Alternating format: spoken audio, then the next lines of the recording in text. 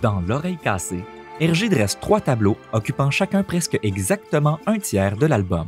En traversant ces tableaux, Tintin se retrouve mêlé à des conflits toujours plus importants que celui du tableau précédent, ce qui n'est pas sans rappeler la série Lost, au cours de laquelle les survivants du vol océanique 815 sont d'abord pris dans une guerre de leadership entre Jack et Locke, puis dans une guerre pour la possession de l'île entre Ben et Widmore, et enfin dans une guerre opposant le bien et le mal, représentée par le conflit entre Jacob et l'homme en noir. Si le premier tiers de L'Oreille cassée appartient au genre du détective et que le troisième relève du genre de l'aventure, le tableau central de l'album est celui qui s'apparente le plus au genre de la comédie, en faisant une caricature des révolutions et des dictatures qui secouent l'Amérique du Sud et en critiquant le fétichisme. This is exactly what he wants. To fight amongst ourselves. You're making a big mistake, dude. It's his to make, Hugo. Let's get on with it. Right. I'm attacking Siberia. À cette étape de son parcours initiatique, le héros se fait habituellement donner un talisman, et la forme que prend ce talisman dépend de la quête du héros. Si le héros est un guerrier, le talisman prendra probablement la forme d'une épée, mais il en est autrement dans les récits d'aventure.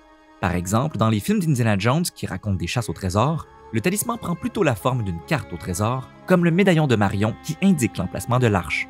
Il peut arriver que le talisman confère et symbolise la légitimité du héros. What is it?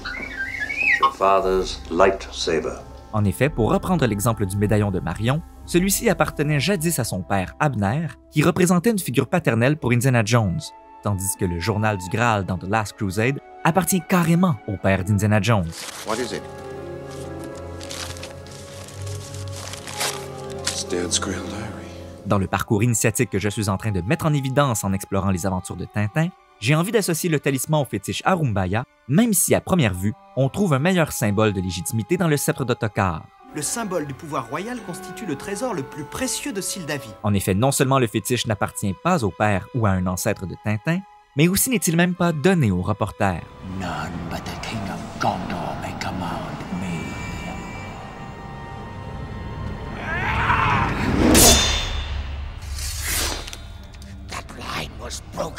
Mais le titre de l'album ainsi que son intrigue attirent notre attention sur son oreille cassée, autrement dit sur sa symétrie brisée.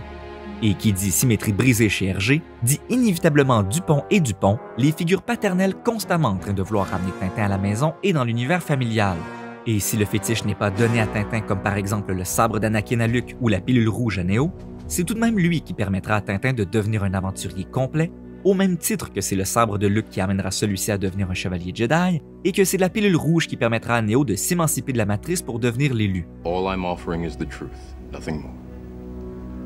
Le fétiche en tant que tel ne possède aucun pouvoir surnaturel, mais il est néanmoins porteur d'une malédiction.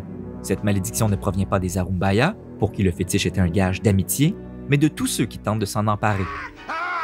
Oh, Sanitru, Mrdunki Salve, Rodrigo Tortilla, tu m'as tué! En effet, la statuette ne possède aucune valeur intrinsèque, si ce n'est sa valeur artistique. Mais les bandits Alonso Pérez et Ramon Bada veulent plutôt récupérer le diamant qui se cache à l'intérieur. Ainsi, la malédiction qui plane sur le fétiche est la plus blanche, la plus moderne et la plus capitaliste qui soit, c'est celle de l'appât du gain. I take only what I set out to get, even if there's still $500,000 worth lying around waiting to be picked up. I know what gold does to men's souls. De la même manière que des hommes s'entretuent pour le diamant et que des nations se font la guerre pour du pétrole, la quête du fétiche cause plusieurs morts en plus de transformer l'art en marchandise, ce qui amène Benoit Peters à comparer cet album à un essai sorti la même année, l'œuvre d'art à l'époque de sa reproductibilité technique, dans lequel le philosophe Walter Benjamin décrit justement la mutation engendrée par la reproduction mécanique de l'art.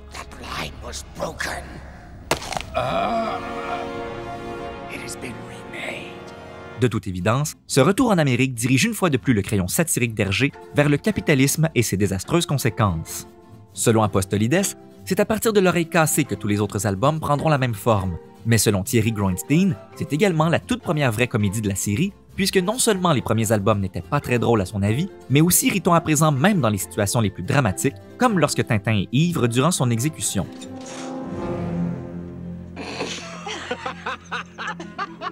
Selon John Truby, la comédie porte sur comment la société ne fonctionne pas. Elle est à l'opposé de l'action, puisque l'action porte sur la compétence et que la comédie porte sur l'incompétence. Tintin serait-il devenu incompétent? C'est la question que je me suis posée en comparant l'album avec son adaptation en dessin animé, où certaines scènes avaient été réécrites. Alors, où est le vrai fétiche? Parle! Sinon, quick! C'est ça!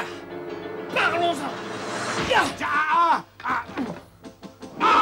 Alors que dans l'album, il arrivait à Tintin d'être sauvé d'une mauvaise posture grâce à un gag ou à un coup de chance, le dessin animé modifie ses péripéties pour plutôt le montrer s'en sortir grâce à ses qualités de héros d'action et à son intelligence. Cette fois, nous avons une bonne piste.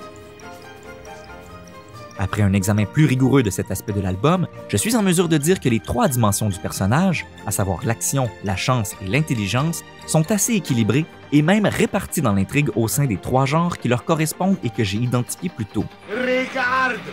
Cette fois-ci, son compte est bon. Si nous savions déjà que Tintin était un héros d'action depuis Tintin au pays des Soviets, le premier tiers de l'Oreille cassée nous présente plutôt son côté détective.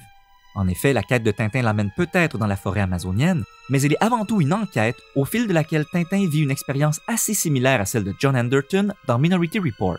When the precogs declare a victim and a killer, their name is embedded in the grain of wood. Since each piece is unique, the shape and grain is unique. The shape and grain is impossible to forge. On dirait le même bois que celui du fétiche.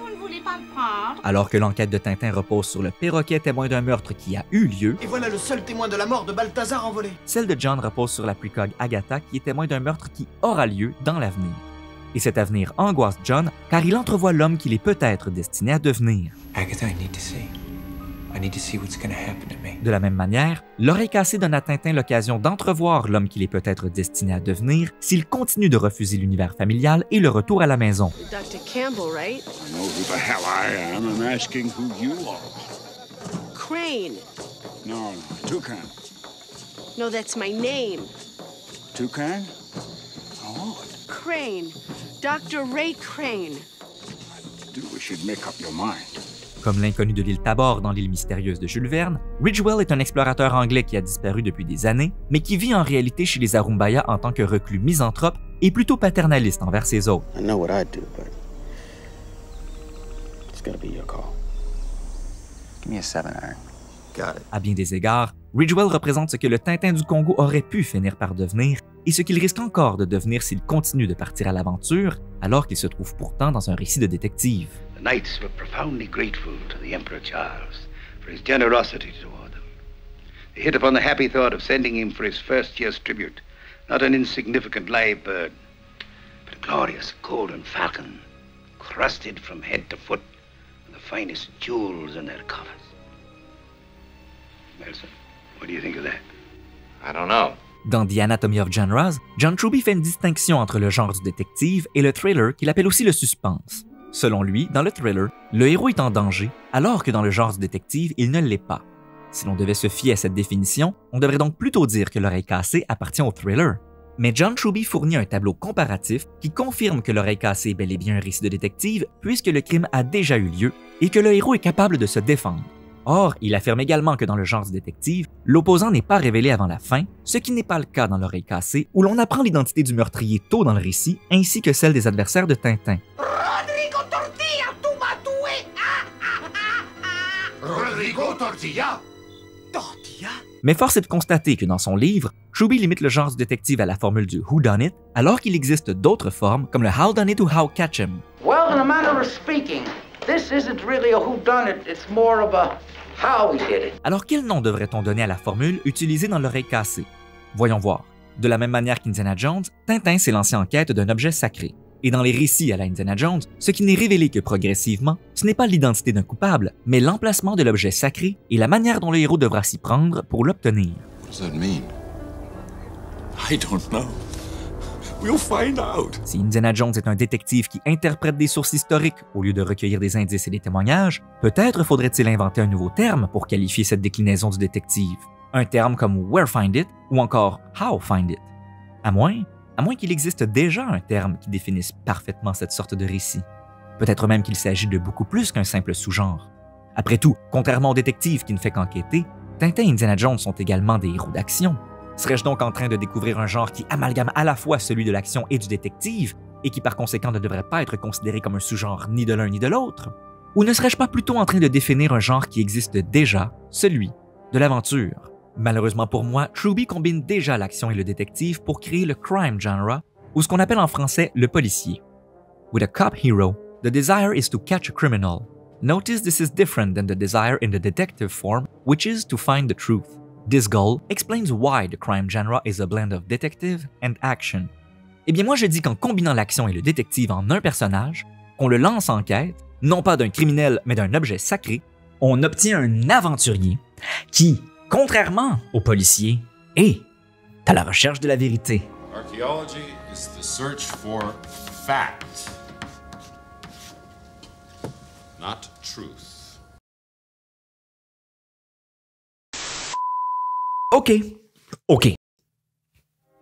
Laissez-moi vous prouver que j'ai raison. Au début de Last Crusade, Indiana Jones dit effectivement que l'archéologie n'est pas la recherche de vérité.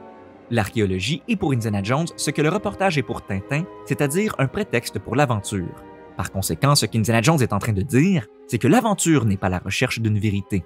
Permettez-moi de vous faire remarquer que dans la même scène, il dit aussi qu'un X ne marque jamais l'emplacement d'un trésor, alors que le film le contredit assez rapidement. X marks the spot. Néanmoins, comment Indiana Jones peut-il encore dire que l'archéologie, et donc l'aventure, n'est pas la recherche d'une vérité, alors que chaque fois qu'il découvre un objet sacré, il apprend une vérité sur son univers, que ce soit l'existence de Dieu, de Shiva, de Jésus ou même des extraterrestres? Eh bien d'abord parce que rien ne prouve à Indiana Jones que ce qu'il a vu est bel et bien la preuve que les mythes et les religions ont raison. Certes, il est témoin de phénomènes surnaturels que les Juifs attribuent à Dieu, tandis que les Hindous les attribuent à Shiva, mais chacun de ces groupes religieux attribue également la création du monde à leurs divinités respectives. Par conséquent, si Indiana Jones devait croire que la magie qu'il a observée dans The Temple of Doom prouve l'existence de Shiva de la même manière que le pouvoir de l'arche confirme l'existence de Dieu, cela contredirait les religions qui affirment qu'il ne peut y avoir qu'un seul Dieu. Oh, Marcus, what are you trying to do? Scare me? You sound like my mother. We've known each other for a long time. I don't believe in magic, a lot of superstitious hocus pocus. Et par ailleurs, quand est-ce que croire en une ou l'autre de ces religions a aidé Indiana Jones à trouver un trésor? Indiana Jones trouve ce qu'il cherche en s'appuyant sur l'histoire, la science et la littérature. En d'autres mots, des faits. Or, si Indiana Jones n'est pas à la recherche d'une vérité sous la forme d'une réponse au mystère de l'univers, il n'est pas non plus à la recherche de faits. En effet, comme le dit Timothy Brown, ce n'est pas un fait que la place d'un objet historique soit dans un musée. C'est plutôt une vérité en laquelle Indiana Jones a choisi de croire, la vérité qu'apporter ces objets dans un musée fait de lui une personne moralement juste. Et cette vérité, il doit la chercher encore et encore. Autrement dit, chacune de ses aventures est en réalité un pèlerinage au cours duquel il renouvelle sa foi en cette vérité. Remember, all I'm offering is the truth. Mais la question demeure, Indiana Jones est-il une bonne personne forcée de piller et de tuer? Ou est-il un pilleur et un tueur qui poursuit une cause juste? Retournons voir ce que Truby disait du héros d'action. The action story usually portrays a simplistic opposition between the good character and the bad character. But this opposition is not about justice, where the good man punishes the bad man for his immoral or illegal actions against others. That's the crime genre. Tiens donc, encore le fameux crime genre, celui-là même qui serait déjà le résultat d'une combinaison entre l'action et le détective, mais au sein duquel le héros n'aurait pas besoin de trouver la vérité, contrairement à l'aventurier. Selon moi, ce que ça signifie, c'est que l'aventurier est un héros d'action dans le sens où il veut tout simplement gagner, peu importe si ses actions sont immorales ou illégales, mais qu'il est aussi un détective de par ses méthodes d'investigation et parce qu'il est à la recherche de la vérité, selon laquelle il met son envie de gagner au service du bien. The quest for the Grail is not archaeology. It's a race against evil. Bien sûr, beaucoup d'autres héros d'action donnent une raison à leurs actes de violence, mais ces héros sont souvent soit en situation de survie, soit en situation de devoir. James, for England. For England, Alec. Alors qu'Indiana Jones se situe un peu entre les deux. Il est à la fois en situation de devoir puisqu'on l'a chargé de retrouver un trésor, mais aussi en situation de survie puisqu'il est confronté à des obstacles, disons, extracurriculaires. Indiana Jones pourrait reculer lorsque de tels obstacles surviennent. Il n'est pas de son devoir d'archéologue de vaincre les nazis et sa survie ne dépend pas de la découverte du trésor qu'il cherche. Certes, l'objet de sa quête a souvent le pouvoir de faire pencher la balance d'un côté ou de l'autre dans le combat du bien contre le mal, mais il s'agit là d'une intensité narrative supplémentaire qui n'est pas obligatoire dans le récit d'aventure. Par exemple, le fétiche Arubaya n'a pas le pouvoir de faire gagner la guerre aux nazis ou de donner l'immortalité à un capitaliste. Si Tintin cherche à le rapporter au musée, c'est tout simplement parce qu'il en a envie. Un fétiche d'une grande rareté a disparu. On suppose que le voleur s'est laissé enfermer hier soir et qu'il a attendu l'ouverture des portes pour sortir car aucune trace d'effraction n'a été constatée. Autrement dit, dépouillé d'adversaires menaçant sa survie ou de son devoir de reporter comme dans les précédents albums, Tintin est devenu détective pour trouver une justification à la violence du héros d'action qu'il a envie d'être. For England, James? No. For me. J'aurais aussi pu dire que Tintin est parti en quête de cette justification, et à mon avis, un héros d'action qui part en quête comme un détective, ça s'appelle un aventurier. What is it?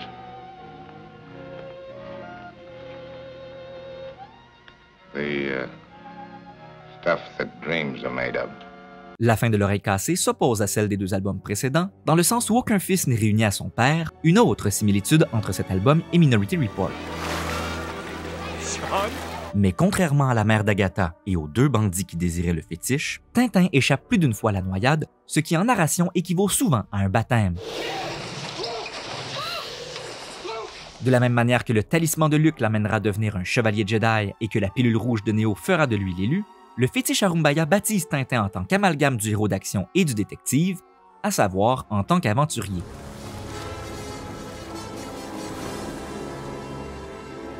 Mais en fin de compte, pourquoi est-ce que c'est si important de distinguer l'aventurier du héros d'action? Dr. Jones, the eminent archaeologist?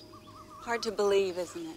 Je dirais que c'est parce que les exploits de Tintin en tant que héros d'action sont ternis par la vérité qu'il vient d'apprendre sur lui-même en tant que détective. En effet, Tintin a entrevu son avenir et ce qui l'attend s'il continue de fuir l'univers familial et la maison. I should say you look rather lost.